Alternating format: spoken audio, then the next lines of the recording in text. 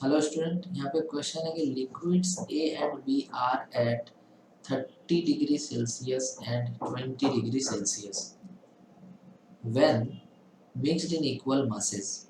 मतलब कि आप अगर इक्वल मास मिला रहे हैं ए का और बी का, एक मिक्सचर बना रहे हैं, तो पहले ए का जो टेम्परेचर था वो 30 डिग्री सेल्सियस था, बी का जो टेम्परेचर था वो 20 डिग्री सेल्सियस था। अब इन दोनों को मिला करके एक मिक्सचर बना लिया ए प्लस बी का, तो उसका जो टेम्परेचर हो गया वो हो गया 26 डिग्री सेल्सियस। तो पूछ रहा है कि specific heat of A and B are in the ratio, माने कि स्पेसिफिक हीट ऑफ ए और specific heat capacity of B का जो रेशियो है वो m/n है। तो ये m/n यहाँ पे दिया हुआ है, ठीक है। m और n इंटीजर है। Then find the minimum value of m and n।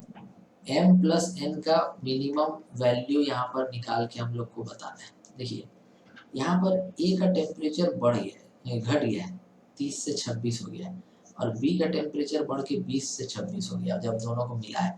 मतलब कि यहाँ पर आपका जो है हीट लॉस्ट बाय a, तब ना वो ठंडा हुआ, और गर्म कौन हुआ b, तो हीट गेन्ड बाय b।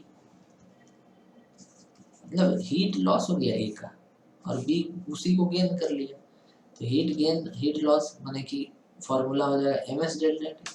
तो mass of A, S of A, और चेंज इन टेम्परेचर ए का कितना है 4 डिग्री है, तो ms delta T equal to gain देखिए कितना है, इसका 6 डिग्री का गेन है, तो mass of B S of B into delta T 6।